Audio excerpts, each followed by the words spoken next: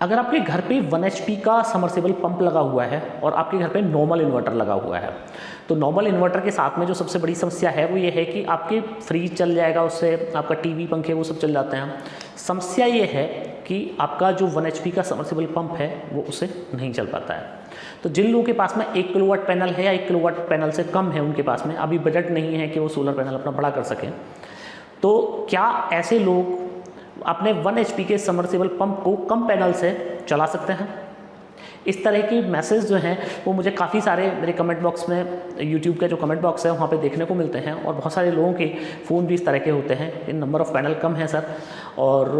बिजली की बिल्कुल अवेलेबिलिटी नहीं है, मेरा जो इन्वर्टर है वो नहीं चलाता है 1 HP के समरसेबल पंप को, तो मैं ऐसा क्या करूँ? क्या कोई आपकी कंपनी इस तरह के कोई इन्वर्टर या कोई चीज़ बनाती है जिससे मेरा 1 HP का समरसेबल पंप भी चल जाए? तो फ्रेंड्स, आज इस वीडियो में मैं आप लोगों को बताने वाला हूं कि अगर आपके पास में नंबर ऑफ़ पैनल जो है वो कम है, तो किस तरह कम नंबर ऑफ़ पैनल के साथ भी आप अपने घर का 1 HP का समरसेबल पंप जो है वो चला सकते हैं। तो फ्रेंड्स, मैं हूं दीपक चौधरी, और आप लोगों से रिक्वेस्ट कि आप लोगों को मेरा वीडियो पसंद आया तो वीडियो को लाइक और शेयर जरूर कीजिएगा, और अभी तक भी आपने हमारा चैनल सब्सक्राइब नहीं किया है तो कृपया चैनल को भी सब्सक्राइब करें। तो फ्रेंड्स, सबसे पहले बात करते हैं कि 1 HP का जो समरसेबल पंप है वो कितना जो है वो लोड लेता है। बहुत सारे लोग इस बात पे भ्रमित रहते हैं कि 1 HP का समरसेबल पंप आखिर लोड कितना लेता है। तो अगर आप गूगल करेंगे, गूगल करके आप देखेंगे कि 1 HP का समरसेबल पंप लोड कितना लेता है, तो अगर आपको मैं एम्पियर में बताऊं तो करीब 6 एम्पियर मैक्सिमम वो लेता है at the time of start, जब वो 1 HP का समरसेबल पंप आपका स्टार्ट हो रहा है, और रेगुलर में 3.75 एम्पियर का लोड वो लेता है। अब ये जो लोड एम्पियर मैं आपको बताया 220 वोल्ट पे है, तो अगर मैं वाट में इसका कैलकुलेशन करूं तो करीब 1500 वाट तक का लोड जो है वो ले सकता है जब वो समरसेबल पंप आपका स्टार्ट होता है, और जब रनिंग में रहेगा तो करीब 700 से 800 वाट का लोड वो लेता है। तो अब बात ये है कि हमें जो है वो अपना 1 HP का जो समरसेबल पंप है उसको चलाना है, इन्वर्टर से चलाना है, और ग्रिड आपके यहाँ पे अवेलेबल नहीं है, तो आप कैसे चला सकते हैं? तो फ्रेंड्स, इसमें आपको चलाने के लिए जो नंबर ऑफ पैनल है आपका, वो आपका चाहे 500 वाट लगा हुआ है और चाहे आपका 1000 वाट लगा हुआ है, मैटर बहुत ज़्यादा है। सोलर पैनल नहीं करता है कि सोलर पैनल आपका कितना लगा है, मैटर करता है क्या आपका इन्वर्टर जो है वो इतना पावरफुल है कि 1500 वाट का लोड जो है उसको लिफ्ट कर सकता हो, क्योंकि स्टार्ट में 1500 वाट आता है। अब माना आपने 2 बैटरी के घर पर इन्वर्टर लगाया हुआ है, नॉर्मली जो 2 बैटरी के इन्वर्टर होते ही हैं लोगों के घर में, पर उससे समरसेबल पंप नहीं चल पाता है, क्योंकि वो 1500-1600 VA के इन्वर्टर होते हैं, उनकी लिफ्टिंग पावर इतनी नहीं है कि वो जो है 1500 वाट का लोड जो है वो लिफ्ट कर ले। तो इसमें आपको एक ऐसे इन्वर्टर की जरूरत पड़ने वाली है जो इन्वर्टर जो है आपका 1500 या 1500 वाट से ज़्यादा का लोड जो है वो लिफ्ट कर सकता हो, तो आपका जो है वो लोड चल जाएगा। अब इस तरह के जो इन्वर्टर हैं मार्केट में, वो 2 तरह के इन्वर्टर आपको देखने को मिलेंगे। इसमें PWM मॉडल आपको देखने को मिलेंगे और MPPT भी देखने को मिलेंगे। PWM मॉडल्स आपको करीब 15,000 रुपये से लेके 20,000 रुपये के बीच में मिल जाएंगे, और जो MPPT मॉडल हैं, जो ट्रू MPPT मॉडल हैं, वो 30 से 35,000 रुपये के बीच में आपको देखने को मिल जाते हैं। अब बात आ जाती है कि मेरे पास पैनल लगा हुआ है मात्र 500 वाट, और मेरे को समरसेबल चलाना है 15 मिनट, क्योंकि 15 मिनट के अंदर मेरी टंकी भर जाएगी, तो मैं किस तरह अपनी टंकी को भर सकता हूँ, किस तरह मैं अपने लोड को चला सकता हूँ? तो फ्रेंड्स, इसमें आपको करना यह है कि एटलीस्ट आपको 2 बैटरी का इन्वर्टर लेना है जो कम से कम 2.5 kVA का इन्वर्टर हो। जैसे कि नेक्सस अपने 2 मॉडल बनाता है, एक है 3375, ये PWM मॉडल है, और दूसरा है MPPT 2.5 kVA MPPT, और ये दोनों नेक्सस के बहुत पॉपुलर मॉडल हैं, और दोनों ही जो हैं वो 24 वोल्ट के साथ में आते हैं। तो ये दोनों इन्वर्टर इतने पावरफुल हैं कि आप 1500 वाट का आप इजीली इन पे लोड लिफ्ट कर सकते हैं, और आपका जो समर है वो आपका चल जाएगा। पर नंबर ऑफ पैनल है आपके पास में 500 वाट, तो कितनी देर चल जाएगा? अब बात है ये, और यहाँ पे बात ये समझने की है, यहीं से आप वीडियो स्किप ना करें कि आपका काम हो गया। अब यहाँ से जो बात होती है वो स्टार्ट ही यहाँ से होती है कि समरसेबल कितनी देर चलेगा, और ये बाकी सारी प्रॉब्लम्स आती हैं वो क्यों आती हैं। तो फ्रेंड्स, बात यह है कि आपकी बैटरी अगर फुल चार्ज है तो आपका जो इन्वर्टर है वो सोलर, आपका चाहे सोलर 500 वाट लगा हुआ है और प्लस बैटरी, दोनों को मिला के आपका लोड चला देगा।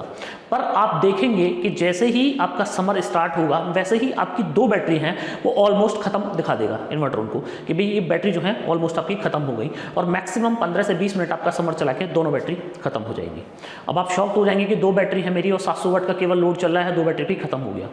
तो फ्रेंड्स, मैं आपको यहाँ पे ये चीज़ बताऊँ, ये बहुत इंपॉर्टेंट बात है कि ये जो बैटरी है आपके पास में, जो आपकी सोलर की C10 बैटरी है चाहे C20 बैटरी है, ये इतना हैवी लोड ड्रेन करने के लिए नहीं बनी है।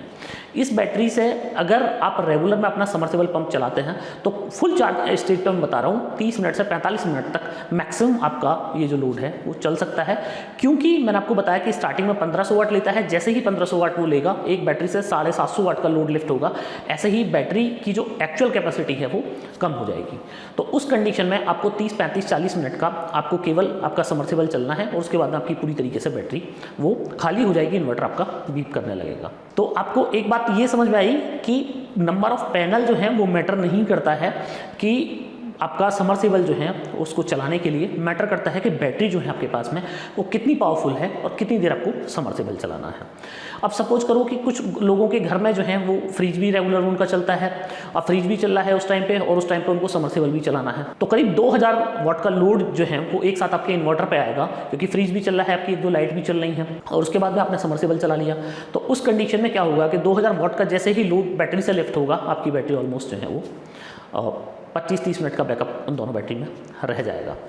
तो इसका जो सॉल्यूशन है, अगर आपको ज़्यादा टाइम के लिए चलाना है तो उसका सॉल्यूशन ये है कि करीब 2000 वाट का पैनल आपके इन्वर्टर पे कम से कम लगा हो और आपकी बैटरी जो है वो हेल्दी हो। तो आपकी अगर हेल्दी बैटरी है और 2000 वाट का आपका जो है वो पैनल लगा हुआ है, तो उस कंडीशन में भी पैनल प्लस बैटरी दोनों को मिला के तो आपका ये जो लोड है ये आपका ज़्यादा टाइम के लिए भी चल जाएगा। पर आपको मैं ये सजेशन दूं कि कोई भी इन्वर्टर जो है अपनी मैक्सिमम कैपेसिटी पे नहीं चलाना चाहिए। मैटर नहीं करता है कि आप नेक्सस का इन्वर्टर ले रहे हैं या किसी और कंपनी का इन्वर्टर ले रहे हैं, अगर वो इन्वर्टर 2000 वाट उसकी पावर कैपेसिटी है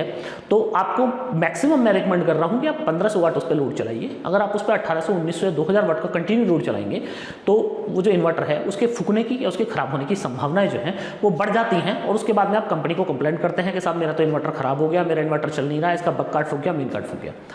क्योंकि मतलब वो मैक्सिमम पावर है, मैक्सिमम पावर दी गई है कि आपको इमरजेंसी में आपको 2000 वाट भी लिफ्ट करना पड़ रहा है तो आप कर सकते हैं, पर वो रेगुलर पावर आपकी नहीं है। किसी भी इन्वर्टर को मैक्सिमम उसकी 70% आप क्षमता पे चलाएंगे तो आपका इन्वर्टर जो है वो इंटरप्टेड चलता रहेगा। तो मेरी सजेशन ये है कि अगर आप लोग 2 बैटरी का इस तरह का इन्वर्टर 2.5 kVA का या आप 3175, 3375 या किसी और कंपनी का भी आप इन्वर्टर आप ले रहे हैं और आपका जो है वो घर पे फ्रीज भी चलता है और फ्रीज के टाइम पे ही समर्सिबल चलता है, तो आप 2 बैटरी की बजाय उसको 4 kVA के सिस्टम में आप अपग्रेड करा लें। 4 बैटरी से अगर आपका लोड लिफ्ट होकर आएगा तो आपका ज़्यादा टाइम भी चलेगा, आपकी बैटरी भी जो है वो हेल्दी रहेंगी और ज़्यादा टाइम चलेगी। अगर आपको मात्र 5-7 मिनट का लोड चलाना होता है पर डे में तो फिर आप 2 बैटरी के साथ भी जा सकते हैं। मतलब आपको 5-7 मिनट में आपका समर चलना है, आपकी छोटी टंकी है और आप ग्रिड के टाइम पे आप उसको चलाते हैं, कई बार बिना ग्रिड के भी चलाते हैं, तो कोई दिक्कत नहीं है। तो आप फिर जो है यही वाला 2 बैटरी के साथ में जा सकते हैं कि आप 2.5 kVA में ही या 3 kVA में ही आप लिथियम बैटरी के साथ में जा सकते हैं। लिथियम बैटरी की जो पावर कैपेसिटी होती है वो होती है 1C में या 3C में होती है। तो वहाँ पे क्या है कि वहाँ पे आप एक हैवी लोड भी अगर अपनी बैटरी से ड्रेन कर रहे हैं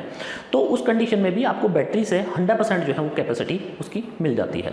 तो आप ये कर सकते हैं कि आप वहाँ पे जैसे आपको 2 बैटरी लगानी है, 150 H की आपने 2 बैटरी लगा रहे हैं आप 2.5 kVA के सिस्टम पे, तो यहाँ पे आप ये वाला सिस्टम ना लेके आप 2.5 kVA का 48 वोल्ट में जो लिथियम मॉडल है वो ले सकते हैं। अब इसमें आप 50Ah 48 वोल्ट की बैटरी लगा सकते हैं, तो ये बैटरी इतनी कैपेबल हो जाएगी कि जितनी आपकी 150 H की 2 बैटरी कैपेबल होती हैं। बैटरी की लाइफ आपको ज़्यादा मिल जाएगी क्योंकि प्रिज्मेटिक सेल होता है इसके अंदर, लिथियम फॉस्फेट की बैटरी होती है, तो आपको लाइफ में 20-25 साल मिल जाती है। तो बैटरी थोड़ी सी बेशक कॉस्टली है पर आपको ज़्यादा टाइम तक आप लोड लिफ्ट कर सकते हैं और पैनल आपका कम भी लगा हुआ है पर अपग्रेड और सोलर के साथ में अपना घर का लोड चला रहे हैं, तो लिथियम बैटरी के साथ में आप ये वाला लोड जो है अपना ईजिली चला सकते हैं। सोलर आपका 500 वाट लगा हुआ है, 400 वाट लगा हुआ है या 1000 वाट लगा हुआ है, अगर आपने लिथियम बैटरी डाली हुई है तो उस कंडीशन में आपका जो लोड है वो भी इजीली लिफ्ट हो जाएगा, कोई दिक्कत नहीं आएगी आपका लोड लिफ्ट होने में और आपकी बैटरी की जो हेल्थ है वो भी आपकी मेंटेन रहेगी।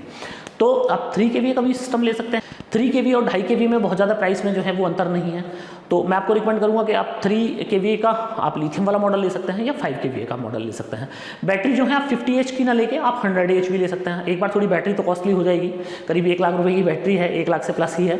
तो बैटरी 100 H 48 वोल्ट की कॉस्टली हो जाएगी, पर आपको फिर वो बैकअप बहुत अच्छा मिल जाएगा वहाँ पे। मैंने आपने 100 H की बैटरी डाली हुई है, आपको 1 घंटे भी आपका समर चलाना है तो आप अपना 1 घंटे भी आप उससे आराम से अपना समर जो है वो चला सकते हैं। घर के बाकी लोड भी आप उसके साथ में चला सकते हैं। तो अगर आपको मैक्सिमम इस तरह के लोड लेने हैं जो करीब 2000 वाट या 1500 से 2000 वाट के बीच में है, तो मेरी रिकमेंडेशन आप लोगों को ये है कि आप जो है बैटरी आप लिथियम वाली लें, लिथियम में भी फॉस्फेट लें और प्रिज्मेटिक सेल के साथ में आप बैटरी लें, तो उस कंडीशन में आपको मैक्सिमम अपनी बैटरी से बैकअप भी मिलेगा और मैक्सिमम आपको अपनी बैटरी से लाइफ भी मिलेगी। अब पैनल का इसमें यह है कि पैनल जो है वो आप नंबर ऑफ पैनल कम भी रख सकते हैं, कोई दिक्कत नहीं है। जैसे कि आपने माना 3 kVA का आपने अभी कोई इन्वर्टर ले लिया, तो 3 kVA के इन्वर्टर के साथ में अभी माना आपके पास में 500 वाट का पैनल है, कोई दिक्कत नहीं है। आपने बैटरी और इन्वर्टर आपने हाई कैपेसिटी का ले लिया, अब आप नंबर ऑफ पैनल जो है वो टाइम के साथ में बढ़ा सकते हैं। माना आपका बजट कम है तो अभी आप 2 पैनल के साथ में शुरू कर सकते हैं। 420 वाट के आपने माना एन टाइप बाइफेशियल पैनल ले लिए, तो आप 2 पैनल के साथ में अभी अपना लोड चला सकते हैं। अगर आपका लोड कम है तो 2 पैनल के साथ ही आपका चलता रहेगा, क्योंकि लिथियम बैटरी के साथ में लॉसेस जो है वो बहुत कम होते हैं। लेड एसिड बैटरी में लॉस बहुत ज़्यादा है, 50% का लॉस है, इसलिए आपको नंबर ऑफ पैनल ज़्यादा लगाना पड़ता है वहाँ पे। यहाँ पे क्या है, नंबर ऑफ पैनल आपका कम भी लग जाएगा, क्योंकि लिथियम बैटरी है उसके अंदर लॉस नहीं है, तो आपका जो मैक्सिमम सोलर से प्रोडक्शन हुआ वो प्रोडक्शन आप यूज कर सकते हैं। तो फ्रेंड्स, मुझे पूरी उम्मीद है कि आप लोगों को जो है मेरा ये वीडियो बहुत पसंद आया होगा, ये इन्फॉर्मेशन भी बहुत पसंद आई होगी। तो अगर ये वीडियो और ये इन्फॉर्मेशन आप लोगों को पसंद आई हो तो वीडियो को लाइक और शेयर जरूर कीजिएगा, और अभी तक भी आपने हमारा चैनल सब्सक्राइब नहीं किया है तो कृपया चैनल को भी सब्सक्राइब करें। आपने आखिर तक मेरा वीडियो देखा उसके लिए आपका बार बार धन्यवाद। Thank you.